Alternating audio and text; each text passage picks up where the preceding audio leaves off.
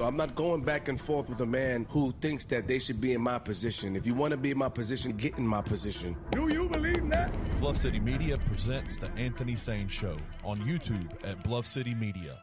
Stepping up to the microphone is your host, Anthony Sain. Acknowledge me. What's going on, everybody? Welcome to the Anthony Sain Show. This is, of course, Anthony Sain here in the house with my man, Kenny Stubblefield, a.k.a. Vapey McVapington over there, man. Kenny, what's going on, bro? This is my lover. Hey, we getting ready for some scary hours here soon, man. We about to be locked in with our vices in a minute, man. This cold weather is coming. Yeah, we're practicing. This is a practice run for probably next week's shows because of how crazy next week's shows, how crazy the weather is going to be next week. Yeah, we said let's go ahead and get this one in. I'm a little bit under the weather, so I was like, all right, man, let's just roll this one from the house just to see how the whole thing works out, man. It's looking good. It's sounding good so far. Hey, man, you look like you're in the studio right now. It does look like I'm in the studio, man. Look, this is what technology will do, man. I talk about this all the time, though, man. Like when I first started getting into the want to hear my voice on the air type thing. Yeah. I literally had to pay for radio time, AM radio time on AM 730, which is the station Bernie used to be on. Yeah. And I was paying for time on there, and I was doing it from 5 in the morning to 7 in the morning. And that was really just it was coming on the air live, but it was really just to get a professional podcast. That's really what I was trying to do. Yeah. And technology has changed so much, man. You literally can, a few $100, you can have all the tech you need to have a And when you say that, though, like you absolutely mean it, because you've, especially with Asylum Media Group, like you've kind of started a lot of those guys and girls on that process of utilizing what they already do. You've actually got a list written down of hey, if you want to get started, go buy this. Go buy this. Yeah, and it's we got some $200, man. Yeah, and we got some other stuff coming. I'm glad you said that. Shout out to Asylum Media Group. Shout out. Things coming from them early here in 2024. But we are here for another Anthony Sain Show, doing something different today. Like I said, we are recording from the crib on this episode. You're probably gonna get this again next week with the inclement weather that's supposed to be happening. But of course, the major news since the last time we talked is couple things have happened, man. Since the last time we talked, actually, we were talking about how what did you do with the season? We had a big win against the Dallas Mavericks since the last time we talked, and Marcus Smart was going crazy in that game. Going crazy with the dislocated finger, actually, is what Marcus Smart was doing. Found out today he's going to be out for 6 weeks. Anthony, honestly, did he 3-brain himself and dislocate his finger? Is that what happened? Something like that, man. They said something about Kyrie Irving hit the ball. That man said, good. Ah! Yeah, that man finger was looking nasty too. But Marcus Smart, I knew then there were people acting like, he'll be fine. He's a warrior. I was like, I hear that. That dude's probably going to be out for a while, though. If you just actually looked up, the time away it takes, for a truly dislocated finger like what he had. Very unfortunate. Marcus Smart was kind of finding his way.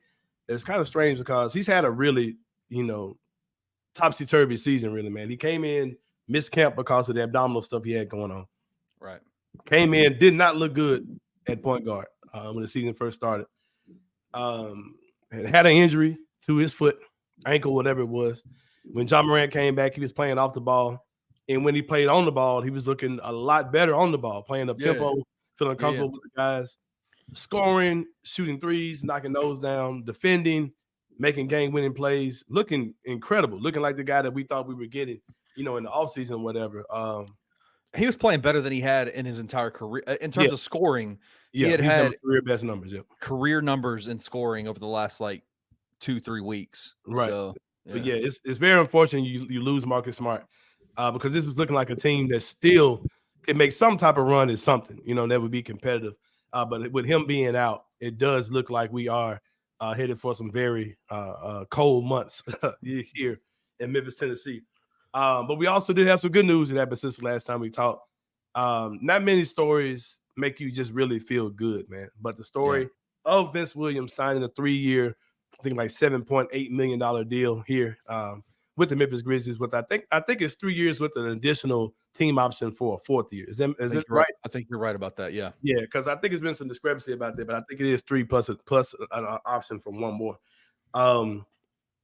Super excited for him, man. This is something that I thought would take a little longer. They waived Bismack Biyombo in that move and made room for Vince to be a part of the team on a long-term deal. You're talking about a guy who came out of VCU, second-round pick for the Grizzlies, late second-round pick at that, if I'm not mistaken. A guy that he was not the guy that was talked about in this draft class. You traded up for Jake LaRavia. You traded DeAnthony Melton to get the rights to get David Roddy. You know what I mean? Kennedy Chandler was a guy that was the steal of this early second round or whatever when they got him. And then you had this guy, Vince Williams, who was just a dude that you just kind of got. All right, cool. We just got a bunch of rookies, I guess, whatever. Then you had Kenneth Lofton, who was undrafted. Right. Kenneth Lofton, you know, he was an enigma of a player. And he was the guy that even got more hype than Vince Williams. Mm-hmm. And out of all those guys on draft night, the guy who's looking like the best player out of all of them is Vito. Absolutely. Yeah, and it's exciting times. You're talking about a guy who's hell of a defender, man, developing the outside shot. A kid that's just got moxie. He's a gamer. Doesn't turn down any challenge. Moments don't seem too big for him. Super exciting dude, man. He seems like he's humble. Seems like he's happy to be here for sure. Always has a smile on his face until he gets inside those four lines, man. And he's serious business. And when that whistle blows and it starts to go, it's game time. Yeah, dog he's a dog, bro. Like when have you seen a rookie like that go up against? What was it in a row? Like Kyrie, Luka, Kevin Durant, and Booker. Those are the guys. Those are his assignments. And was talking mad shit to every single one of them. Mm-hmm. Every one of them. I love that moxie, man. Like it's kind of a throwback to the grit and grind type stuff, right? Mm-hmm. Like that's what it feels like to me. Like this new next gen. I love the new next gen, but it's kind of flashy, kind of swaggy, that kind of stuff. And Vince is out there, hair not looking right. Out there, just out there dogging folks, man. Just out there going crazy. Yeah, man. So I'm excited about that for sure. Bon voyage to my boy Bismack Biyombo. Got up out of here. Got a question for you on that. Mm-hmm. Notwithstanding Vince Williams and the contract that he very rightfully deserves, disappointed in how they got to get that contract for him. Like we've talked about it in the past. Like why sign Biz and then just drop him? Trade him, get some assets. Well, I think that there was a kicker in his contract where I think only $1 million of that $5 million was guaranteed, and I think that they did that before. I might be wrong though. I think that was part of it, but it ain't like Biz got no trade value either, though, bro. Yeah, what's his trade value? He was on the couch. So he was on the couch before, and he's probably going back now. Right. Like I said, I haven't seen anybody scoop him up real quick off my hands. So there's that. But there's another level of intrigue. This is something I'm definitely going to talk to Damichael Cole about, who's going to be our guest today. Damichael Cole, of course, the beat writer for the Commercial Appeal, covering your Memphis Grizzlies. Fascinating beat writer, man. Living the life, bro. Yeah, we were joking with him today about how we just wish we could have his life, man. Young, no kids, get up whatever he wants, man. Cover NBA team, travel across the country. Then he texts us back at 9:01 in the morning. Hey, what's up, y'all? Yeah, it's like destiny, right? Like I'm a Memphis kid from Memphis covering the Grizzlies, man. Hey, he texts us back at 9:01. Hey, good morning, y'all good? That type of stuff, man. So Damichael Cole, my man, is going to be in the building for the Sit Down with Sain, the next segment. And something I definitely want to talk about is this two-way situation. I think it was Adrian Wojnarowski who said that expected Grizzlies to sign someone on a two-way deal. And we'll talk about who that person could possibly be. You got a lot of suspects out there. I think there are two names that a lot of fans have been talking about. There's a name. I'm down. Hey, you talking about lightning in the bottle, man. You got a couple of guys who probably could come in and be some lightning in the bottle possibly for this team. On a very good deal, a two-way deal. Two guys who may can come in and do some things for this team. And I've also got a way to make it get both of them. Who I choose, we can talk about that type of stuff too. But my guy Damichael Cole, like I said, we're gonna get him on. He'll be up next for the Sit Down with Sain. We'll see you guys in a minute here on Anthony Sain Show.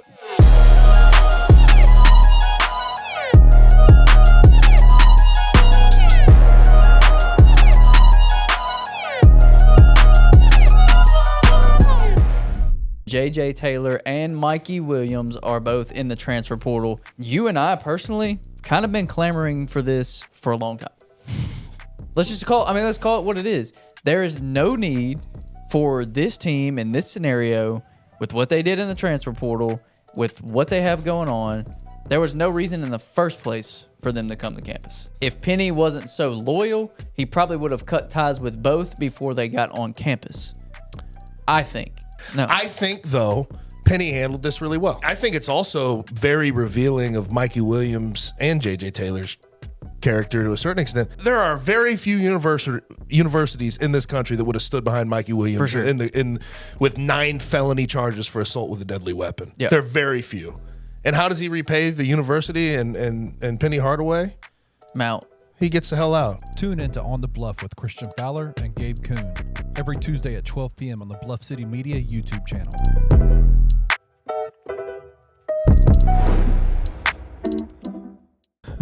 Look, I get both sides. You win every game by 1, you're a national champion.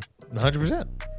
In order to make that path to a national championship a little bit more in your favor, it helps metrically to beat the dog piss out of the teams you're supposed to beat the dog piss out of. What is it? Does it? Because all we're doing is falling down the net. This dude's big ass truck certified. Kenny told Trey if he used the word net, he was going to throw something at him. And he did. He threw the softest microphone cover in the world at me. I didn't know what it looked like. A brick. I thought I was about to be Home Alone 2, New York City. Suck brick, kid. I'm kidding. I will say the last 2 games have been disappointing, to say the least. You think Penny gives 1-0? That's my problem. About you have to. No, you don't. Yes, you do. You don't have to. You don't have to. You don't have to. You do. That is for the nerds out there. It's not. They use that shit for seeding. It is January 2nd. It is too damn early to be worrying about those metrics to me. Yes. It's not. Tune in to Tigers Untapped with TJ Willis and Trey Lasley every Wednesday at 3 p.m. on the Bluff City Media YouTube channel.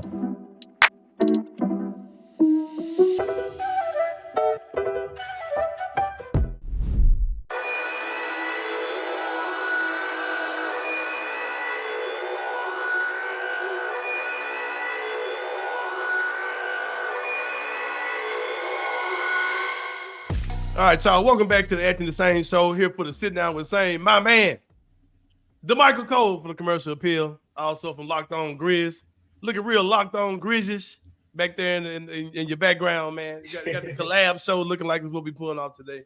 You and Joe Mullinax do a great job over there. Y'all been doing y'all thing for the last 2 seasons, I believe, man. Yeah, is that correct? Yeah. So had to bring my boy in. A lot of stuff going on with the Memphis Grizzlies, of course. I'll talk about the same things that me and Kenny talked about, plus a few more things, some interesting things I want to see what you thought about on those. Number one, of course, we'll start with the bad news, man. Marcus Smart out at least 6 weeks before he's reevaluated with the finger thing. Kenny said he was doing a 3 to the dome. It hurt his finger, man. Very unfortunate news because Marcus Smart was playing literally some of the best basketball of his career.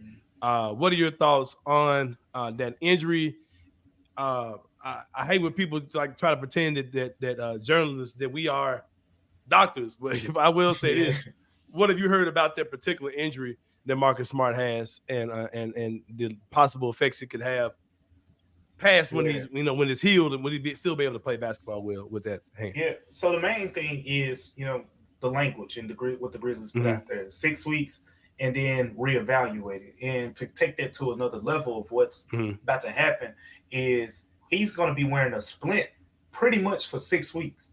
So it's 6 weeks and then start shooting without a splint and dribbling without a splint on because this is his right ring finger. So this is his right hand we're talking about. So basically you're talking about 6 weeks and then ramping up and returning to play. So it's going to be a little bit longer. I think that's the most important thing. Yeah. You also wrote an article where you talked about Ja Morant and his surgery as well. So specifics you had about that. Tell us some things about Ja Morant's surgery and the injury that he had and what his long-term situation could look like. Man, I learned a lot in this story, and hope everybody that read it, learned a lot too. Because the main thing is learning what the subluxation of the shoulder and all that meant. So, what we gathered from what the Grizzlies said, in the Saturday training session, Ja Morant's shoulder basically went out of place, and that's what that language kind of was referencing. And there wasn't one ground-breaking particular instant. Like it wasn't you. When you look at these type of injuries, you talk about torn labrums. They happen in multiple ways. One of those ways, I like to think back to like baseball players. A lot of baseball pitchers, when they tear their labrums, it's the accumulation of wear and tear. A football player, a lot of times when they tear their labrums, they're put in some impact. Yeah, it's a weird position that their shoulder was in, and the shoulder was out of place. Like so with Ja, it sounds closer to the baseball realm of things where this was some wear and tear things. But the Grizzlies, too much tomahawk dunks or something over time. Just them, man, all them no look passes and but the thing is the timeline. That was one of the biggest things that I got out of the story as well, because the Grizzlies, even though they recently announced that he came out of surgery, they didn't say, hey, he's expected to, return to full court basketball activity or anything like that in no amount of time.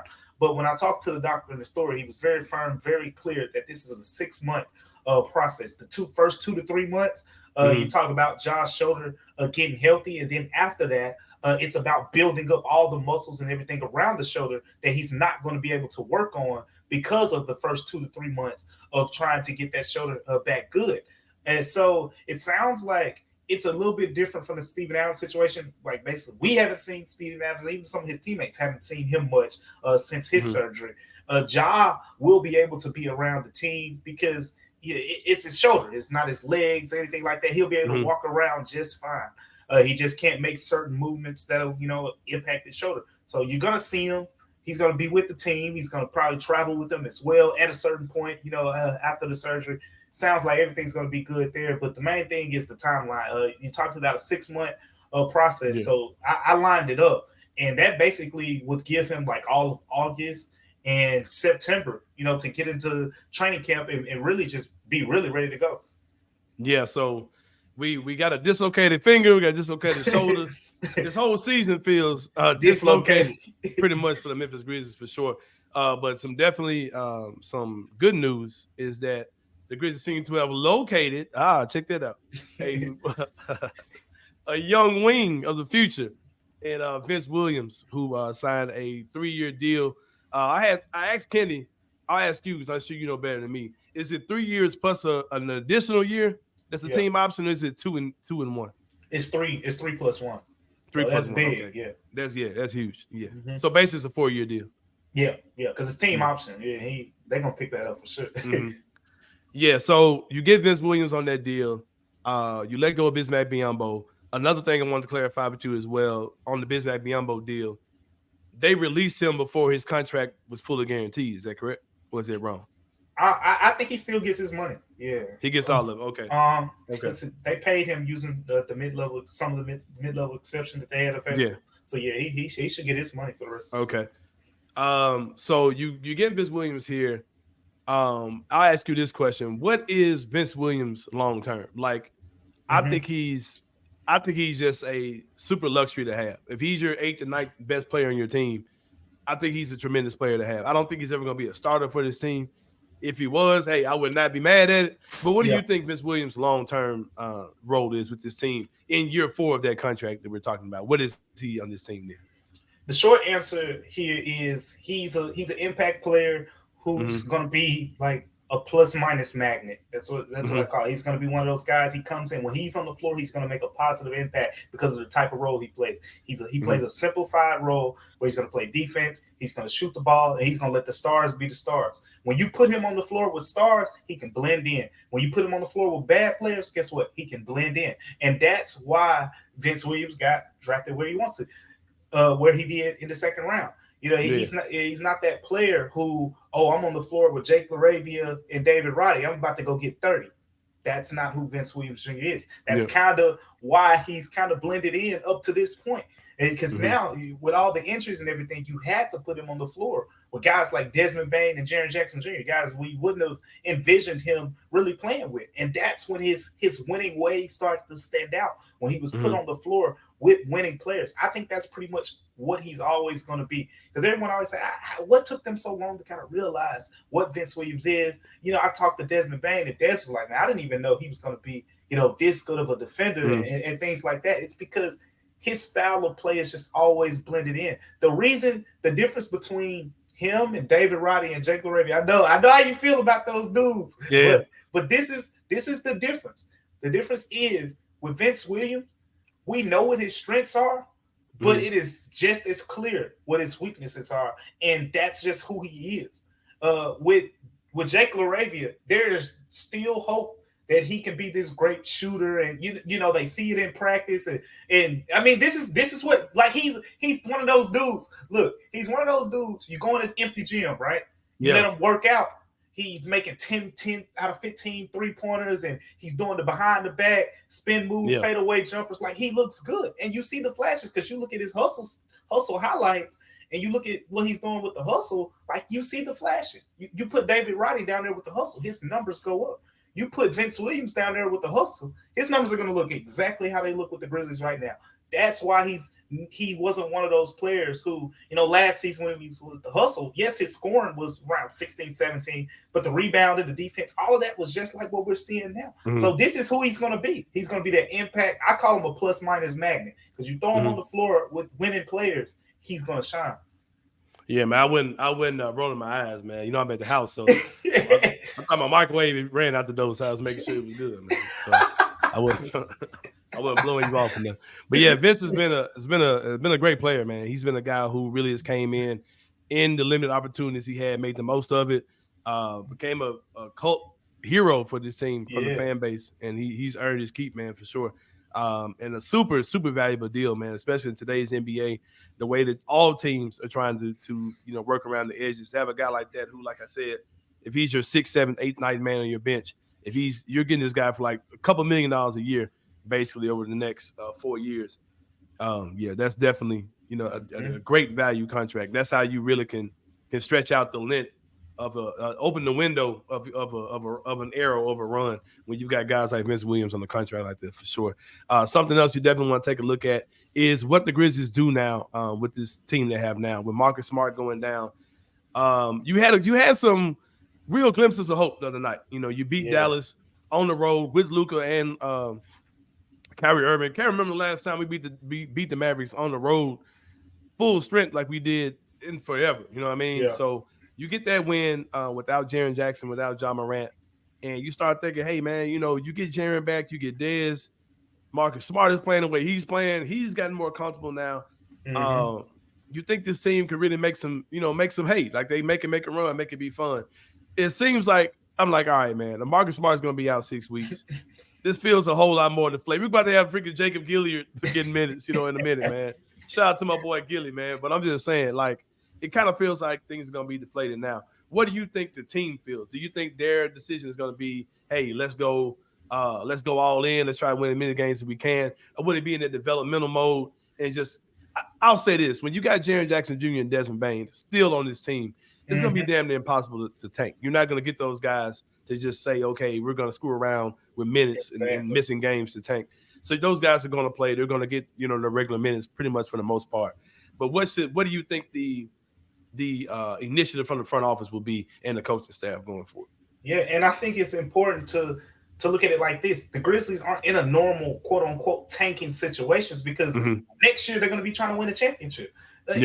We're not talking about breaking something down and building it for the next 3 to 4 years, and where you have to reestablish a culture. They already are establishing the culture that they want in order to get to that championship team. So I don't see, the point of saying, all right, let's, even though Desmond Bane, who's played through, foot injuries and things like that in the past, even though he has a little minor foot injury, we're going to sit him down for a couple weeks, all of us, even though he's played through worse, in the past. You're setting a bad tone, in my opinion, going into next season, and you just don't want these guys to just flip that switch back. Like, no, you got guys that are turning into, like, they're entering their prime. They're about to enter their prime. Yeah. Like, you want them playing as much as possible. And think of a guy like Vince Williams, like I just said.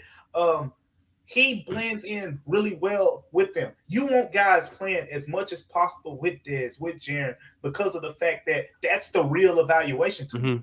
It's not a real evaluation if you got Zaire on the floor with David Roddy, G.G. Jackson, and Jacob Gilliard, because when Ja can get back, he's not going to be playing with those dudes.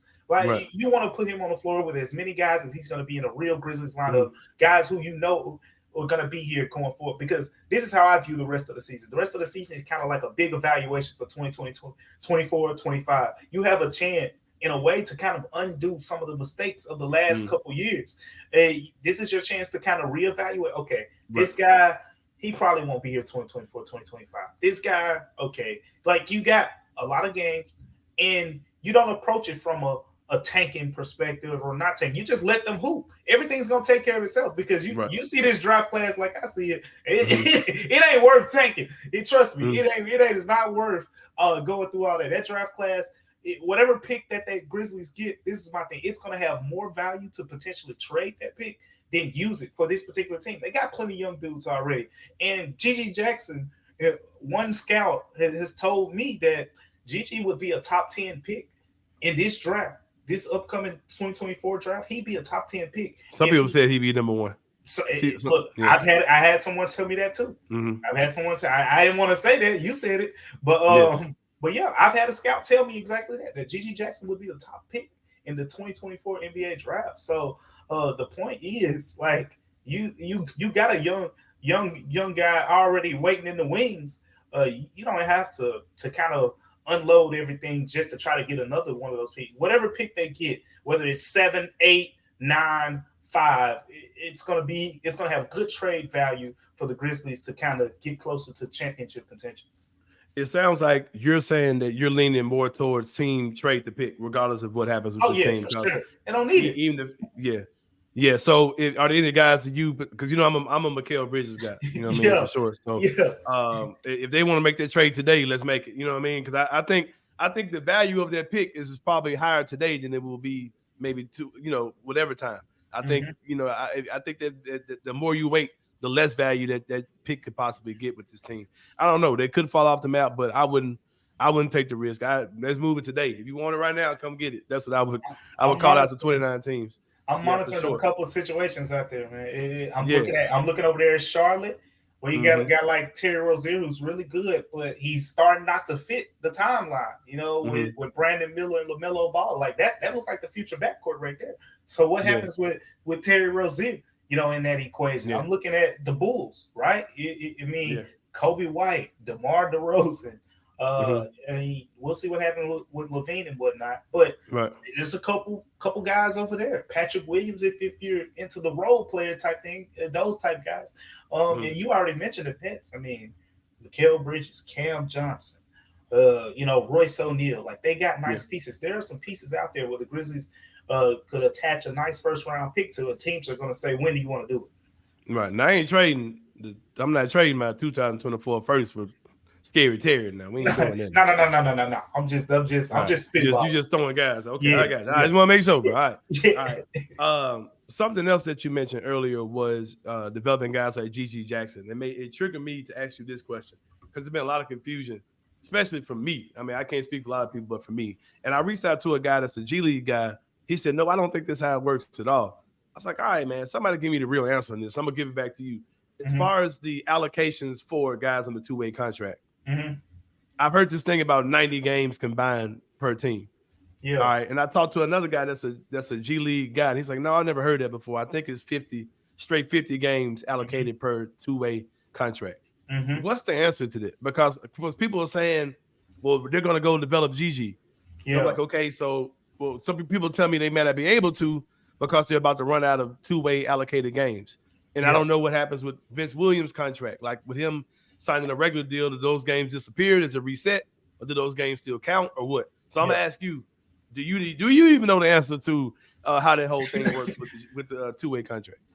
The thing is, it's never really been a thing because we haven't even seen a team hasn't had to rely on two. Hasn't had to play this many guys like the Grizzlies up to this point. But what I do know is the fact that I haven't heard of that, and I don't think it's a thing because it just doesn't sound. It sounds counterproductive to the whole idea.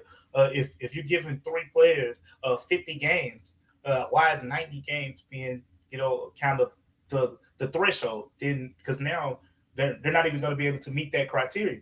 So it definitely is counterproductive to the whole idea of development.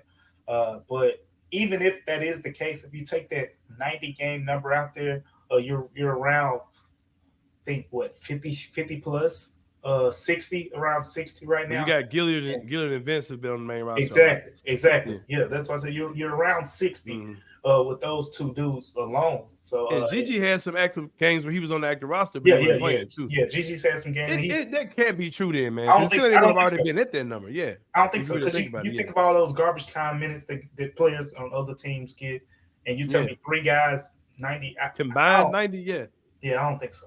Yeah, because my guy Chris Reichert is his name. He's a G League guy. Follow him on Twitter. He told me, he said, no, I don't think that's true. I think it's 50 games per dude. I don't think there's a combined team total at all. Yeah. I don't know, man. But like I said, I asked you because I think you know better than me. Something else that's a major thing, of course. Before I do that, just want to shout you out again, my man Damichael Cole, Grizzlies beat writer for the Commercial Appeal, also from Locked On Grizz. Final question for you, Damichael. I think this is the final question. I might think of something else too. Final question for you. Yeah. In a report that Agent Rojanowski put out, he talked about the Grizzlies are possibly going to sign a guy that's on to another two-way deal for a big man. 2 names that have definitely came out in that conversation have been my boy Kai Jones, who definitely would be a cultural fit with guys like Jerry Jackson Jr. and Brandon Clark on his team. He's a rapper. He definitely would fit that mold. Kind of weird. He's got a lot of stuff going on into the fashion, into the clothes, the dance, and all that type of stuff. Yeah. I think he would definitely be a cultural fit. And then another guy, Trey Jemison, I believe that's the way his last name is pronounced. Team Penny, dude, yeah. A kid to play for Team Penny would probably be more of a style of play fit for a need. A guy who he's a little older, I believe. I think it's like 24 years old. Played for Clemson and also UAB and the Conference USA. 6'11", big man. Rebounder, set screens. Guy got Steven Adams comps in college as well. What are your thoughts on those 2 particular guys? And how do you think what direction do you think the Grizzlies would lean in? Would you think it may be one of those guys or possibly even somebody else? So the short answer is, I would favor Kai Jones because of the the athleticism. The upside is scary, man. You watch the dude highlights, you would think he's the coldest player you ever seen. Yeah, and you can see the reason it's upside because if you flip it around, he has lowlights that probably look just as bad as his highlights at this point. Yeah. But the highlights, I mean, you talked about like we didn't even, I don't even think the highlight videos that me and you were talking about when he dunked on Wembanyama, that's not even in there. Like so I mean, he got some real talent, and the Grizzlies, the way they feature their centers, they want guys, rim runners, rim protectors. Like they're not looking for centers that they can get the ball to the low post to shoot, fadeaway jump shots. I mean, that's why Kendall Lofton Jr., isn't here anymore. That's not they're not looking for those back to the basket big men. Now, here's the thing though. The situation is different from when we first talked about it because now we know Marcus Smart is out 6+ weeks and the Grizzlies can use a hardship waiver because now they have 4 players out for more than a couple weeks. They can use a hardship waiver similar to how they signed Shaq Harrison, Jalen Noel. Only can do 1 at this time, but they can go out and get a player. And I think that opens up the range of centers that we're talking about. Because guys that we're talking about, remember, with two-way deals, you only can get guys who've played less than 3 years of NBA service. So you're talking about a very limited group of young guys. Right. You can kind of expand that. Now, if we're talking about, centers, you can go sign to a 10-day that have veteran experience out there. That's a whole big different window. So I'm looking at the 2 needs on this Grizzlies team right now. You need point guard depth and you need center depth.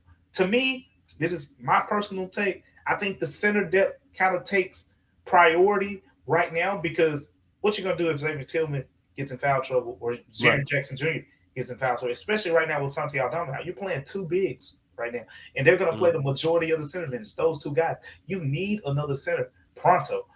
So I think that takes priority. And then what if I say with that 2-way, you go out and get another guard potentially to add depth. If that's the way, if you're saying, hey, they need to get a point guard and a big, I think you pursue a big with the hardship waiver. I think when Woj pointed it out, as you said, that was before we knew that Marcus Smart was going to be out 6 weeks. So now it's kind of like another option has got presented, and quite frankly, a better option And it still would be fun, if they added like a Kai Jones or a Trey Jemison. Those dudes make sense. But I think what makes more sense is getting a big that's going to be a little bit more steady, come in and play, and then with that other guard spot, you can use that two-way to kind of bring someone in. Yeah, so you the Grizzlies about to sign Dwight Howard, is what you said. But they could, like that's they could go get a Dwight, they could go get a Boogie Cousins, like if they want to, because of that option. I have reason to believe that's not happening, but no. Yeah, I wonder. I'm trying to think what other type of bigs, because they had this opportunity, the same opportunity a few months ago with Biz, and they got Biz. So I just wonder, are there any guys at the house? Who would we be talking about? I don't know. There are any guys in Europe that their season might be ending or something, or I don't know. You got guys probably that wouldn't really wow you. Nerlens Noel comes to mind off the top of my head. You know what I'm saying? He was available. He was available when we got Biz too. When you got Biz Biombo. Yeah, it's basically the same guys. We were talking about when they went and got Biz Biombo. Yeah, for sure. They may even bring him back. Yeah. No, we good on that. I think we good. I think we've had our fill of old Biz, actually. Let Biz get his money and go build a hospital in Africa. Get a brother free time to do what he needs to do. I mean, that's what he does for real. So yeah, he did. He actually still was funny. Yeah. How old do we think Biz Biombo is? Now he's not on the team. Can we be for real about it? Can we talk about real ages now since he's not here? Man. But this is my man Damichael Cole, man, of the Commercial Appeal. Also Locked On Grizz. Appreciate you coming out today, my guy, for sure. Man, anytime, bro. Appreciate you for having me. All right, y'all. We better take a break, y'all. When we come back, it's a 3-pointer here on Anthony Sain Show. See you guys in a minute.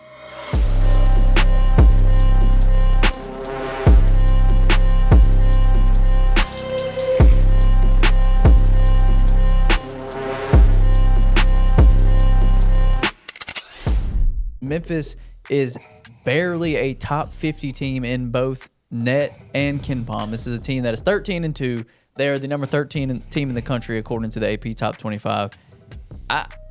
Can you make it make sense? No. Memphis is second in the country behind Purdue with the amount of quad 1 and quad 2 wins they have, yet they're at 48. Yeah. And SMU, who they played, was 39 going into that game. After they lost, they're still ahead of the Tigers with more losses, with less quality wins. The fact that Memphis is behind SMU tells me that is the most arbitrary, uninformed, confusing metric in just about all the sports. How should fans react and respond to the net? Why does it matter? I think at this particular moment, with where we're at and how the net rankings are shaking out, in one ear, out the other. Yeah, just let it ignore go. It doesn't let it matter. go for now. Tune in to On the Bluff with Christian Fowler and Gabe Kuhn every Tuesday at 12 p.m. on the Bluff City Media YouTube channel.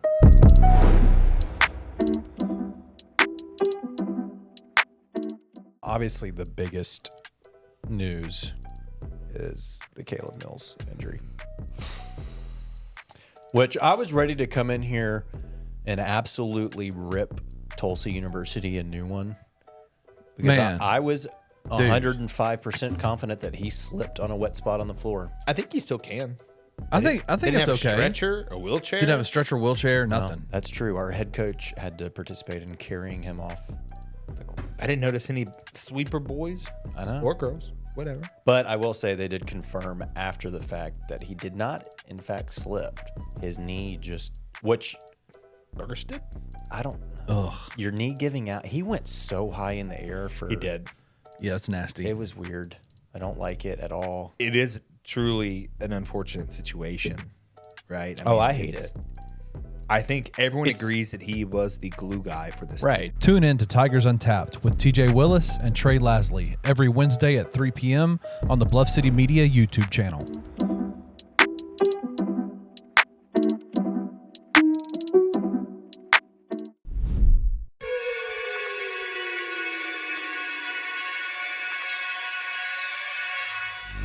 All right, y'all. Welcome back to the Anthony Sain Show. Me and my boy Kenny Stubblefield in the building, or not so in the building. We're doing it from the crib today. We grinding, baby.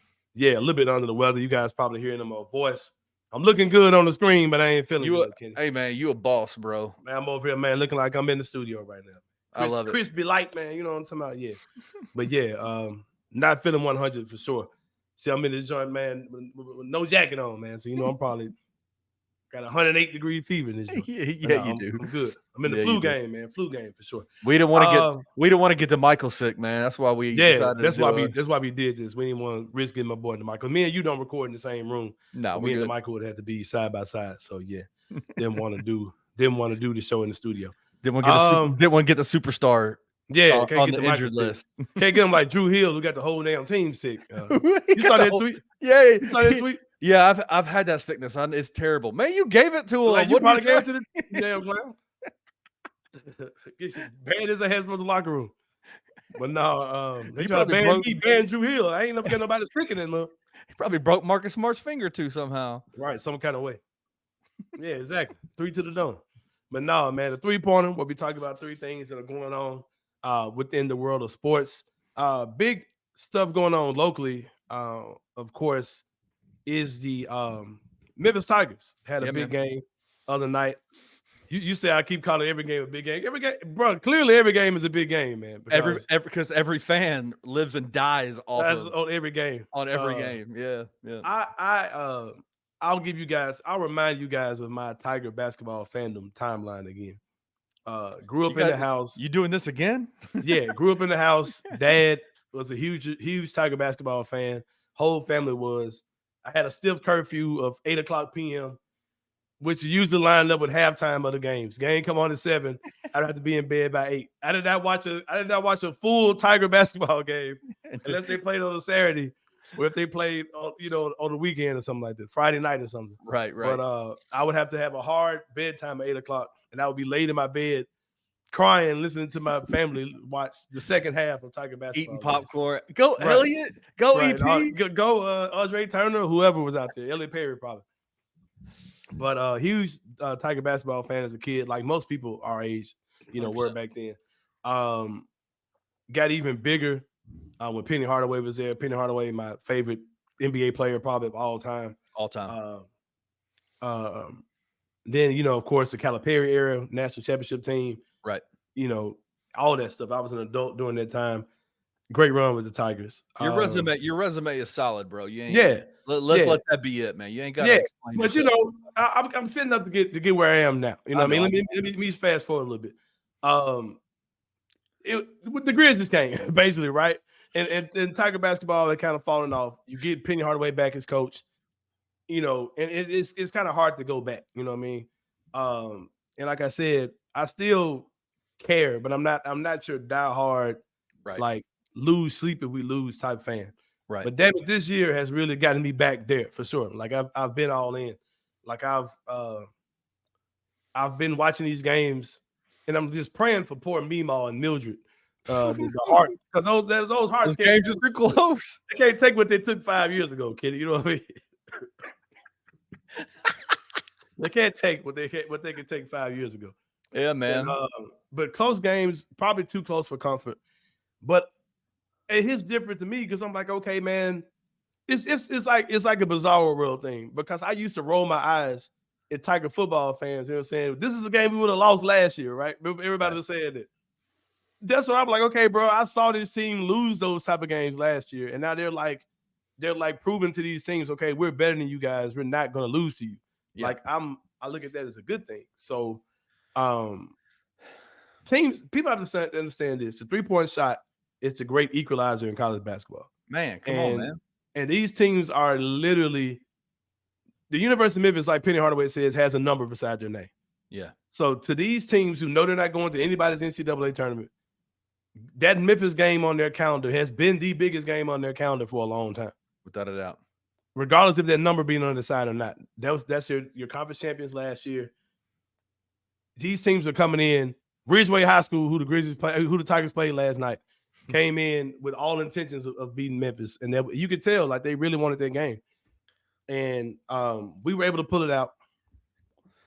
Came in with the final score. But the final score was wild, because that game was like 94-94 going into overtime in a 40-minute college basketball game. A lot of points. It's a lot of points, man. There's not a lot of defense being played out there. A lot of points. So fans going crazy.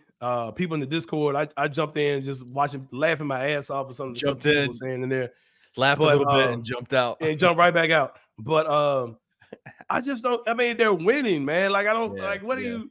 They're winning games. Yeah. And people are talking about the defense, and I'm talking to some friends of mine. They're bugging out. Oh, these guys don't play defense, and I was like, man, yeah, this is what y'all have to understand about basketball. It's not a. Everything about basketball is not linear.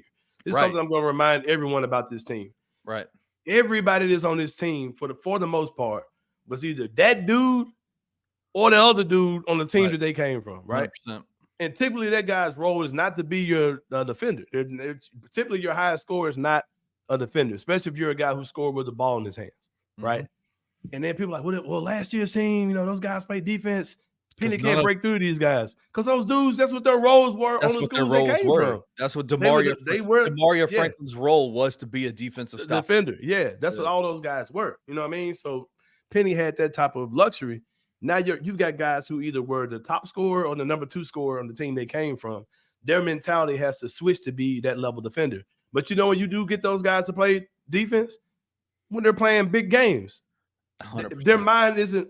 When they see Ridgeway, the UTSA Ridgeway Road Runners across that uniform is the exact uniform the Ridgeway wears. Oh, I know. So yeah, if you see Ridgeway across the way, you're not trying to, whatever. We'll beat y'all eventually, man. We'll get to it. You know what I mean? Yeah. So I think that's a lot of what Penny's dealing with. Shout out to my boy, the light skinned kid. What's his name? Nick Jourdain, man. Love that dude, man. I love that dude. He's a goofy dude sometimes, but man, that dude had a beast of a game. That's your guy, man. I gotta give you props because that's your boy. 18 points, 12 rebounds. I told you about him. I told you because he was the first transfer to come in this year, and everybody's like, man, okay, Damichael dude, Penny doing, man. Yep, I remember. Yep, he is. When he came in, I was like, he is the perfect replacement for a DeAndre Williams because of what his role is, what he does. He can stretch the floor. And the main thing he does is the man don't stop moving, man. He is always going. He's really always good. Yeah, man. He's really good for sure. He's really good for sure, man. But like I said, the Tigers, I think they're gonna consistently be a top 15 team this entire season. I don't think they fall out of that. Our fans are just going crazy. Hey, we may lose a game, man, but hey, you know what I mean? It happens, bro. Like, I mean, I don't see it. I think they're fine. I think they should be okay. Anthony, so, and I don't have the tweet in front of me, but in the last 2 days, number 1, number 2, number 5, number 9, number 11, number 13. Everybody's losing. Everybody lost. Yeah. Guess we're going to constantly go up in the polls. So guess who didn't lose? We didn't. So I don't get it. I don't get it for sure. Something else that I do not get, NBA All-Star voting, which is always a strange science. Last year when John Moran was healthy, he was way behind the guys in front of him in All-Star voting. Didn't understand that last year. This year, guys like Klay Thompson are ahead of Desmond Bane. I'm not going to say I don't get that, but I thought for sure that you would see some type of Desmond Bane action this week in the All-Star voting. He's a guy that's not quite a household name. If you're a casual fan, so I do get that part. You know what I mean? The returns came out. Like I said, Desmond Bane's not going to be in it. For fans who I never expected him to get in, I thought I might see him in the top 10 at some point. Right. But we probably won't see him there. But for fans who do want to see Desmond Bane in the All-Star game, it's gonna be hard, man. It's not gonna be an easy road to get him in that All-Star game. It will have to be a coach's vote. But I talked about this when I was on Jarvis Greer's show the other day. That's coaches know who they're game playing against. You know what I mean? So I think with our record, that could really hurt us, especially when you look at guys like De'Aaron Fox, guys like that who are on better teams than Dez. That kind of stuff could definitely play a part. But I would love to see Dez in. But right now, it's not saying that like I said, the All-Star vote is not the only way the guys get in. But the fact that he's that low down, not even on the thing at all. You surprised Jaws at 7? No, because Ja's that big of a star. I believe if Ja had came back maybe 10 games earlier, you probably would have saw Ja even higher on the thing. Because Ja was getting votes, man, off of not even playing at all. Right. So, that's something else you definitely have to look at. Also on NBA news, Tyrese Halliburton. You ever seen something and been like, all right, that looked bad, but I know that's not as bad as like people reacting to. Like when I saw that fall was super ugly. Like it was nasty. Like, damn, it looked bad. But I was like, okay. It looked like a groin. It looked like a groin to me. Yeah, I didn't think it was gonna be something like season ending. It didn't look that bad for sure. But Tyrese Halliburton will have that injury that's gonna have him out for a while, and hopefully we'll see him back very soon for sure. Yeah. Yep. Yeah, man. But number 3, the one I've been waiting to get to for a while. Oh my God, dude. I'm ready for you to have a beef like this. Who can we? I've been thinking about it too, man. Who can I just call out? Just be like, man, let me get my shit off about I don't know. I mean, honestly, you've already mentioned his name. Who you talking about? Who? I think you and Drew Hill should have a beef like that. No, just make up a beef with Drew. Just make up a beef. Just make up a beef. Yeah. Y'all just have back and forth with each other. But why would I have an issue with Drew though? Like we no reason. He's just y'all are funny and y'all are both you know what it funny. is? I got one. I got one for you, Drew Hill. I got one for you. We're about to die. Back when we were guest hosts at 92.9. There you go. There you go. There you go. No, who didn't want to work with Drew Hill? That's what I want to know. Was he in charge of was he in charge of the undefeated? No. So you said it on Twitter today. You were pretty upset that you found out that Jason Whitlock, the undefeated, was Jason Man, Whitlock disgusted. too. I remember being a big time fan of Undefeated when it came out. Yeah. Yeah, man, because it came out like around a time when like a lot of social injustice stuff, like black, white people think that racism just started like in 2015, but like with the police stuff and Kaepernick. with George Floyd, man, right? That's it did start again in 2020 with George Floyd. There you go. Well, yeah, man. So when Undefeated came out, racism is like the flu; it comes and goes, right? Mm-hmm. Oh, I thought it was gone. We got a new strand. It's got a new strand of racism out here. New strand. Do we have any vaccines for it? No, the vaccine is Christ. Hey, man, that might not be true, bro. For real. I don't know. But been asking God for a long time to help with this racism, man. You ain't lying. But yeah, man. I was a big fan of the Undefeated, man. My friend Kelly Evans used to write for them. I don't even think the Undefeated even exists anymore. Mm-hmm. I had no idea this was the brainchild of Jason Whitlock at all, man. That was the news I did not want to hear. It kind of ruins it for you. Yeah, and I found this out yesterday. The reason why we're talking about this, Stephen A. Smith, he comes on Twitter and he's like, "Yeah, I'm about to go off on the fat bastard." I'm like, all right, what the hell? Who is he talking about? Did you know who he's talking about? No, but he put another video out and I saw, okay, this is Whitlock. I'm like, okay, so what you got beef with Whitlock for? I ain't even do no research. I just wanted to walk in cold. So I walk in and I'm watching it, and he's talking about that. But I'll say this right here, man. I don't think Jason Whitlock is lying about this part. I think Stephen A. Smith is capping. I think his sports story is a lie. Like I think I'm not gonna say it's a complete lie, but it's some cap to it, bro. And Jason Whitlock called him out about it and amongst some other things. But you can tell that it's really about some long time hating, bro. Like it ain't just about the memoir thing. I think that was just the last straw for Stephen A. Smith. Jason Whitlock, man, is just a weird dude, man, because he takes a lot of controversial takes that kind of, I guess cooning is a word. I don't know if YouTube's going to ban me for saying that or not.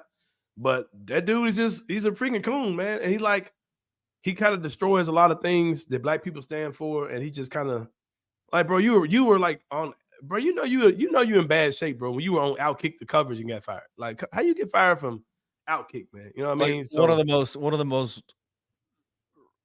Come on, man. I'll let you say it. Yeah. Yeah, come on, man. It's Clay one of the Travis, most racist, misogynistic. Yeah, just a bunch of bullshit. And they got you up out of here, man. So you got to be a piece of shit for real. So Stephen A. Smith went in on him the other night, man. I'm just sitting back tripping.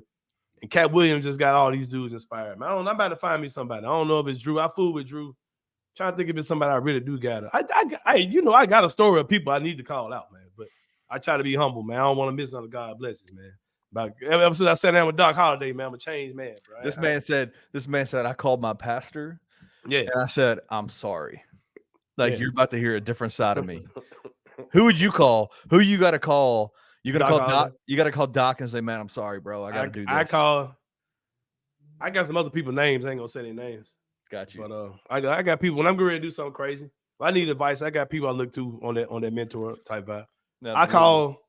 I call Doc. I call Jason Smith. Yep. A couple people y'all don't know, so I'm not gonna say their names. But yeah. What'd you think about the rant? What'd you think? Did you feel like Steven got off, or do you feel like there was some like unsaid, a lot of unsaid stuff? I think it was anticlimactic. I was. was expecting more, but yeah. Stephen A. he kind of stretched it out a long time, but it really wasn't that much conversation at all. That wouldn't really work. It wouldn't. It looked like an attention grab. It looked like they're trying to ride the Cat Williams wave. Well, what he did, I think the part that I was like, what's really going on here is when he talked about an email that Jason Whitlock sent saying, man, I'm sorry, forgive me. I'm sorry, forgive me. You've been betrayed. Yeah. I've been betrayed. I know how it feels. Mm-hmm. Produce that email, man. Like, I want to see it. Like, where's it put at? It on the screen. Yeah. Like, put it on the screen for me. Like, there was just a lot of, it felt like, I'll be honest with you, as I was watching it, it felt like to me that Stephen A. was like pissed off at the beginning and ready to go to war. And then halfway through in that second segment was like, he was acting. This is kind of dumb. Like, this is kind of dumb. It's a waste of my time. It seemed real fabricated for sure. But I will say this in closing. On that note, at this point, okay, I've seen enough of black on black calling out. White people, who are y'all mad at? I want to see white people. Who's let y'all down? I'm here for the Aaron Rodgers versus Pat McAfee. Not Pat McAfee. Jimmy Kimmel. Yep. Yeah, I'm down for more of that. White people, who y'all mad at? Kenny, go ahead and get your shit off. Nah, boy. Good, bro. The mood changed. Hey, man. I'm good, bro. Oh, man. We're about to take a break, though, man.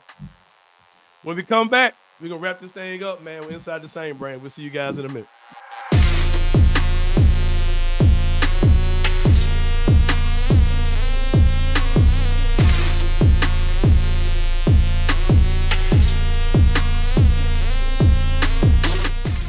I'll tell you a couple things that I'm noticing. A lot of hero ball.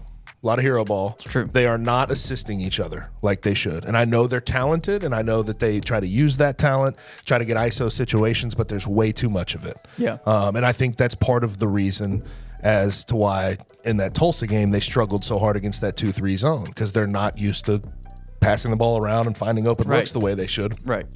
They're used to David Jones taking the ball and going and making something happen. Those 3 games against top 25 opponents, they were locked into the game plan, sharing the ball, doing everything they could to go get a win. But it feels like there's something amiss. Like they're just not taking these teams as serious as they should. Yeah, and I'm going to save some despair and fear of Memphis fans. This team is going to drop 1 or 2 games to a bad team. It's gonna feels happen. Inevitable at this moment. Yeah, yes. it's gonna happen at some point. Tune in to On the Bluff with Christian Fowler and Gabe Kuhn every Tuesday at 12 p.m. on the Bluff City Media YouTube channel.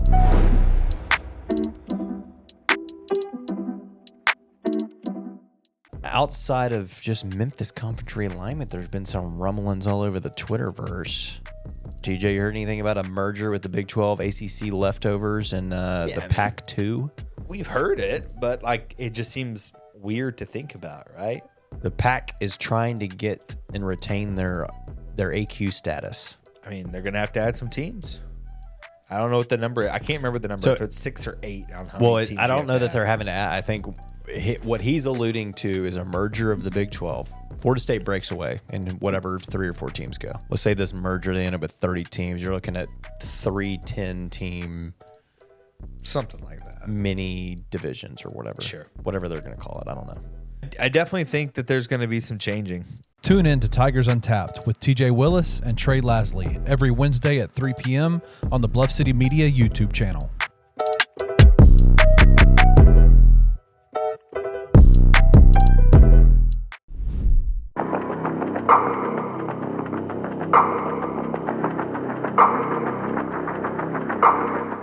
All right, y'all. Welcome back to the Anthony Sain Show. Final segment of the show with my man Kenny Stubblefield. Like I said, we're doing it from the crib today.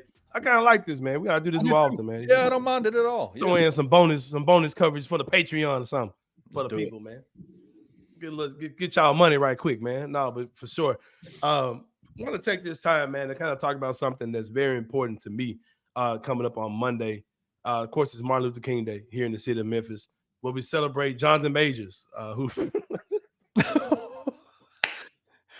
all he wants is him. All he wants is a Coretta Scott King, man. That's all he wants. Celebrate Jonathan Majors and the sacrifices he made for Hollywood through a white woman. Oh man, but no, seriously though, bro. MLK Day is Monday. Major holiday for the city of Memphis, man. Yes. Major holiday for me. Yes. I remember it's a beautiful holiday. Yeah, I remember when I was a newlywed lad, around circa 2000 something. My ex-wife, she wanted to go volunteer on Martin Luther King Day. That was something all my years I never heard of. I never really knew that was a thing. And she introduced me to that. We went out and volunteered somewhere. And I really started to kind of understand what, in that moment, really understood what the whole MLK thing was about. That was a part. That's something that people did on MLK Day. All I ever did was not go to work. So I never heard of that particular practice. So that was something that I did. And all across the country, people will be doing things like that, volunteering on Martin Luther King Day. I want to say that the Grizzlies had their day of service today. Yeah, I think Drew Hill was out covering that. Drew was out covering that. Yep. Yeah. Shout out to Christian Ingram for noticing that Steven Adams wasn't there and making that a thing. Christian, I'm so jealous of Christian, man, because Christian is me like 10 years ago. Like, I really want to, like, you ever seen the movie Looper, huh? Mm-mm. Yeah, Looper was like with damn, bro. Oh, the white dude, the three named white dude. What's his name? Joseph Gordon-Levitt. Yeah, him and Bruce Willis. Okay. Right, Bruce Willis. Like, Looper was like, he was like a time traveler, killer, bounty hunter, or something like that. And like, he had an assignment to go back and kill himself in the future, or the old him, or the young him, or something like that. But anyway, like, I just want to give Christian Ingram all the knowledge I got. Like, look, bro, just go do this. Go do this, and you'll be anyway. But Christian was like saying, Steven Adams went in the picture. What's up with it? He went at the day of service. Imagine serving with a jacked up knee. Get your ass out there. Right. But yeah, trying to be serious, but I just keep getting these jokes in, man. But no, MLK Day is Monday. Of course, Dr. King was slain here in the city of Memphis many years ago. Memphis is a city that has a horrible past when it comes down to just race relations in general, man. You know what I mean? We still in 2024 feel like we're in a time warp somewhere, like that we should be more advanced, you know, in the things that we do. We're still a very segregated city when it comes down to many regards. But I really just said all that to say this. On Monday, the Grizzlies do play the Golden State Warriors, which of course is a game we feel like we can maybe even win, even at this point. You know, it's a team that we kind of have a rivalry with. Draymond Green may be making his debut in that game, but I'm going to ask everyone, if you can, if you're going to the game, even if you're not going to the game. I don't know if you can go without having a ticket to the game though, but the symposium, basically is what I'm saying. Yeah, go to the symposium. It's a tremendous event where the Legacy Award winners, I'm not even sure who the Legacy Award winners are this year. I actually want to walk into it blind. I typically know who the people are. This year, I just want to go, no expectations, see who it is, and just enjoy it. It's something that I've probably been to or watched on television 80-90% of the time that it's been out. And I think it's an amazing thing. Props to the Grizzlies organization for putting together a tremendous event. That whole experience they have is great. I don't know if they used to have like a high school game and all these other things going out throughout the weekend. I don't know if they're still doing those things or not, but I know the Grizzlies always do a great job with that. It's such a fun weekend, man. Yeah. Like, it's such a good time. Yeah, and as a Black content creator here in the city of Memphis, man, like we opened the show talking about how times have changed with technology, how things are just easier to do, man. You know what I mean? I look at when I was younger, I had Jarvis Greer on television, you know what I mean? And I had Ron Tillery as an adult covering the Grizzlies. And, you know, Jason Smith was covering Tiger basketball. And then he was the first, you know, mainstream radio host on 92.9 FM. Absolutely. And then, I ended up doing radio on a smaller station. And CJ Hurt did radio before me. And, it's just, and now I look up now, man, you got Colin Cody, you got Avery, you got Doc Holliday. Right. I think you've got a Black person on every station as the sports guy. You know what I mean? Yep. And it's humbling, man. Like I'm almost getting emotional thinking about it, like how there's so many more opportunities. You got people like Sharon Brown who writes for the Memphis Flyer covering the Grizzlies. Yeah, man. Yeah. And just a black woman, you know what I mean? And you got Terry Davis who does Tri-State Defender beat writer and Tri-State Defender, historical black newspaper, man, where I got my first credentials, my first credibility was with the Tri-State Defender. And you just have so many people of color just in this craft, in this field. Awesome podcasters, man. Just all types of great things going on. So many more opportunities, man. And right, like I said, there's still a lot of ways to go, man. It's a lot of work to do, man. Work has to be done. It ain't over, man. And I just, look at the city. We have a young black mayor. Me and him are the same age.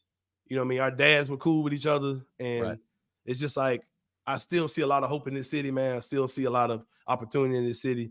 But like I said, enjoy this weekend. Enjoy Monday's game. Go to the game. Cheer on your Grizzlies. Go to the symposium, which is going to be off the chain, I'm sure, man. Like I said, but like I said, as a black person in this city, man, like it just means a lot to think about the things that Dr. King did, opportunities that he laid out for people, even like myself, man. And like I said, it's a tremendous opportunity to just kind of honor the name and the legacy of a great man who did some great things for this city and for this world, man. You know what I mean? He's somebody who's, a renowned person, whatever. But yeah, man, another great show. We had to do things a little different today. Shout out to my man, Damichael Cole again, my guy from the Commercial Appeal. Coming in having a great segment with us. But we'll see you guys next week for my guy, Kenny, who's to my this side, whatever that is, to my, I don't know how y'all gonna see this on the screen, but he right there beside me. We'll see y'all guys next time, man, and we out. Thank you for listening to the Anthony Sain Show. If you enjoyed this episode, leave a rating and a review wherever you download your podcasts. Also, like and subscribe to Bluff City Media's YouTube page. For comprehensive coverage of Memphis sports, head over to www.bluffcitymedia.co and find out how you can become an insider. We will see you back here next week.